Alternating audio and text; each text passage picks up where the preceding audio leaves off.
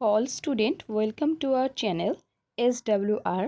তো আজকে তোমাদের বিগত দিনের মতন WP কনস্টেবল প্র্যাকটিস সেট 7 নিয়ে চলে এসেছে। ওকে, তো যারা লাগাতার ক্লাসগুলো দেখছো তারা আজকের ক্লাসটাও দেখে নেবে, এবং যারা তোমাদের মানে কোন কোন সাবজেক্ট দরকার আগের দিনেও বলেছি, সেই সাবজেক্টগুলো আমাকে কমেন্ট করলে আমি কিন্তু তোমাদেরকে প্রোভাইড করে দেবো। ওকে, এছাড়াও যারা ফ্রি ক্লাস চাইছো, নোটস চাইছো এবং WB SSC group C group ডির জন্য ইম্পর্টেন্টস নোটস এবং ক্লাস চাইছো, তারা কিন্তু এই হোয়াটসঅ্যাপ নাম্বারে বা টেলিগ্রাম লিঙ্কে যুক্ত হয়ে যাও। ওখানে কিন্তু তোমাদের সমস্ত নোটস পুরো ফ্রিতে প্রোভাইড করা হচ্ছে। ওকে, এবং খুব দ্রুত আমাদের কিন্তু WB SSCর ক্লাস আসছে। ফর্ম ফিল আপ স্টার্ট হলেই তোমাদের ক্লাস নেওয়া শুরু হবে।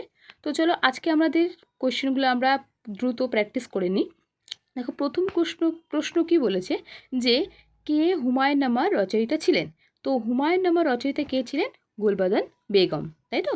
দেখো, আবুল ফজলের লেখা দুটি গ্রন্থের নাম কি ছিল? আকবরনামা এবং আইনি আকবরী।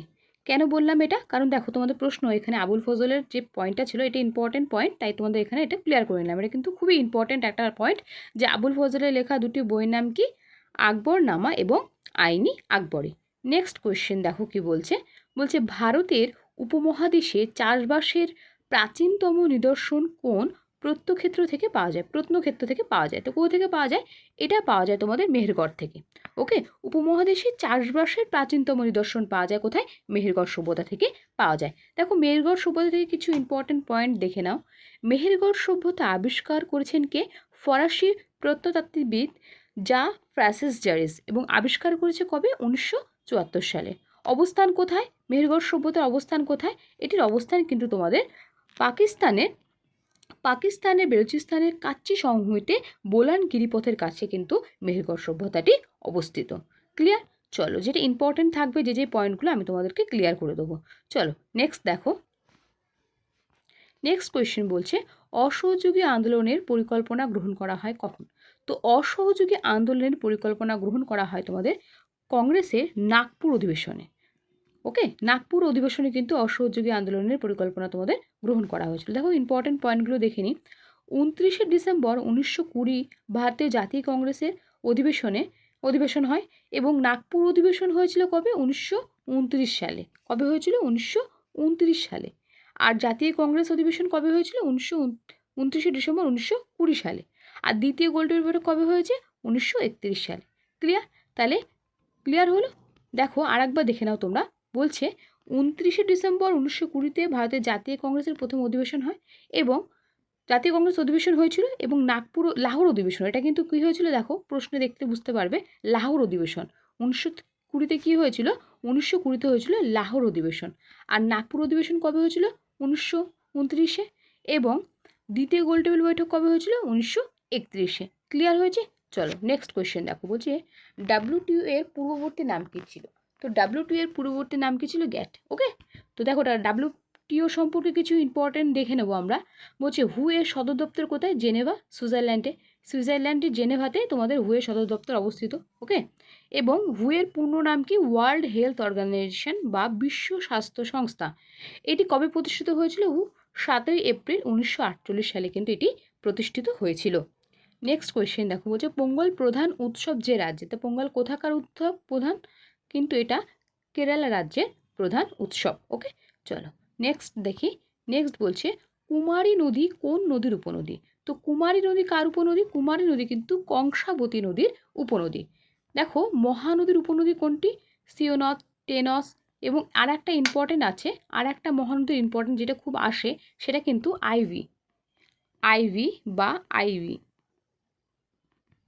এটা কিন্তু মহানদীর ইম্পর্টেন্ট উপনদী। ওকে, এটা কিন্তু প্রত্যেকবার অনেক পরীক্ষায় এসছে এই কোয়েশ্চেনটি। এবং দামোদরের প্রধান উপনদী কোনটি? বরাকর। এটি কিন্তু দামোদরের সব থেকে বৃহত্তম উপনদী। ওকে, এই জন্য বরাকরটাই দিয়েছে। আর দু একটা আছে, কিন্তু বরাকরটা মোস্ট ইম্পর্টেন্ট।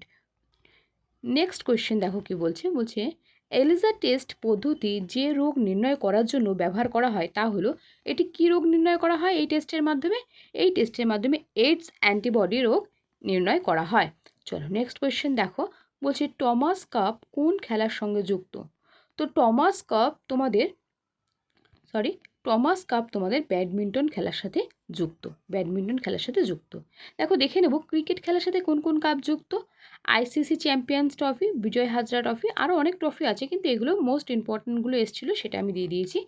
দেখো ফুটবলটা বেশি ইম্পর্টেন্ট, ফুটবল থেকে কিন্তু প্রচুর ট্রফি দেখে, ফিফা বিশ্বকাপ, Santosh Trophy, Durand Cup, FA Cup, Rovers Cup, IFS Shield, এবং এই কাপগুলো আন্তর্জাতিক বা জাতীয় স্তরের ইম্পর্টেন্ট ট্রফি। ওকে, আর হকিতে দেখো যেটা আছে Aga Khan Cup, most important হকিতে আগা খান কাপ, হ্যাঁ, Bombay Gold Cup, Beighton Cup, Dhyanchand Trophy, okay, Nehru Trophy এবং রঙ্গস্বামী ট্রফি, যেগুলো ইম্পর্টেন্ট এবং যেগুলো বারবার এসছে, আমি কিন্তু সেই ট্রফিগুলোকেই এখানে রেখেছি। ক্লিয়ার? চলো দেখো নেক্সট কোয়েশ্চেন বলছে মানুষের মানুষের ডিম্বাণু ক্রোমোজোম সংখ্যা, মানুষের ডিম্বাণুকে ক্রোমোজোমের সংখ্যা কত? সরি, এখানে একটু ইয়েতে ভুল হয়েছে, দাঁড়াও আমি ঠিক করে দিচ্ছি। ডিম্বাণুতে ক্রোমোজোমের সংখ্যা কত? ক্রোমোজোমের সংখ্যা কিন্তু আমাদের 46টি। ওকে, যদি কত জোড়া বলতো তাহলে কিন্তু 23 জোড়া হতো, কিন্তু কি চেয়েছে কয়টি? ওকে, তাহলে হবে কি 46টি। ক্লিয়ার? কি বল নেক্সট কোয়েশ্চেন দেখো কি বলছে কোন স্থান থেকে প্রাচীন হোমো স্যাপিয়েন্সের জীবাশ্ম আবিষ্কার হয়েছে? তো হোমো স্যাপিয়েন্সের জীবাশ্ম আবিষ্কার হয়েছে কোথা থেকে? আবিষ্কার হয়েছে নর্মদা উপত্যকা থেকে, কিন্তু হোমো স্যাপিয়েন্সের জীবাশ্ম আবিষ্কার হয়েছে। ওকে, চলো নেক্সট কোয়েশ্চেন দেখো কি বলছে। নেক্সট কোয়েশ্চেন বলেছে যে 2026-এ 6তম মানে 6তম বিমস্টিক শীর্ষ সম্মেলন অনুষ্ঠিত হয় কোন দেশে? তো বিমস্টিক শীর্ষ সম্মেলন অনুষ্ঠিত হয় কোন দেশে? বিমস্টিক হয় তোমাদের থাইল্যান্ডের ব্যাংককে কিন্তু আয়োজিত হয়েছে। ঠিক আছে, চলো নেক্সট কোয়েশ্চেন দেখো কি বলছে রাজ্য পাবলিক সার্ভিস কমিশনের সদস্যদের নিযুক্ত করেন কে?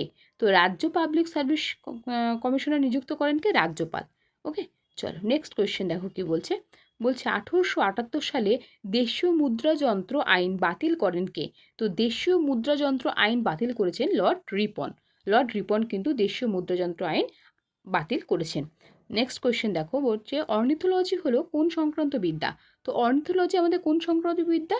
পক্ষী বিষয়ক সংক্রান্ত বিজ্ঞান কিন্তু অর্নিথোলজি। ওকে, চলো নেক্সট কোয়েশ্চেন দেখো বলছে যে রশ্মি সর্বাপেক্ষ শক্তি বহন করে সেটি কোনটি? সর্বাপেক্ষ শক্তিশালী যে রশ্মিটি সেটি হচ্ছে তোমাদের গামা রশ্মি, সর্বাপেক্ষা শক্তিশালী রশ্মি। ওকে, চলো বলছে নেক্সট কোয়েশ্চেন সরিস্কা ব্যাঘ্র অভয়ারণ্যটি কোথায় অবস্থিত? তো সরিস্কা ব্যাঘ্র অভয়ারণ্যটি অবস্থিত কোথায়? দেখো প্রত্যেকটাই কিন্তু এখানে রাজস্থানের, প্রত্যেকটা অঞ্চলটাই কিন্তু রাজস্থানের, প্রত্যেকটা জেলায় কিন্তু রাজস্থানের। ঠিক আছে, তো সরি প্রত্যেকটা হ্যাঁ জেলায় কিন্তু রাজস্থানী, কিন্তু তোমাদের এখানে সঠিক উত্তরটা হয়ে যাবে আলোয়ার। ওকে, আলোয়ার হচ্ছে কি তোমাদের সরিস্কা ব্যাঘ্র অরণ্যটি অবস্থিত রাজস্থানের আলোয়ারে,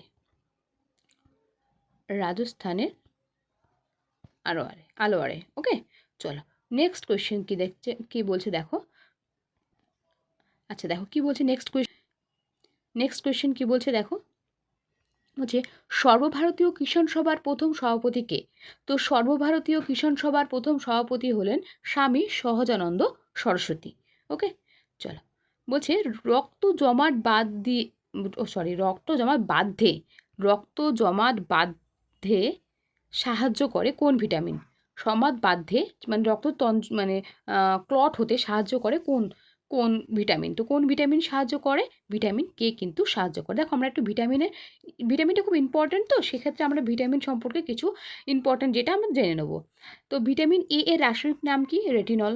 ঠিক আছে, সরি, ভিটামিন এ এর রাসায়নিক নাম কি? রেটিনল। এর অভাবে কি রোগ হয়? রাতকানা রোগ হয়। এবং ভিটামিন বি এর রাসায়নিক নাম কি? থায়ামিন। এবং এর অভাবে কি কি রোগ হয়? বেরি রোগ হয়। আর ভিটামিন সি এর রাসায়নিক নাম কি? Ascorbic acid. এর অভাবে কি রোগ হয়? স্কার্বি রোগ হয়। এবার দেখো ভিটামিন ডি এর রাসায়নিক নাম কি? ভিটামিন ডি এর রাসায়নিক নাম কোলেক্যালসিফেরল। এর অভাবে কী রোগ হয়? এর অভাবে শিশুদের রিকেট রোগ হয় এবং প্রাপ্তবয়স্কদের কী হয়? অ্যাস্টিওমালাইসিস রোগ হয়।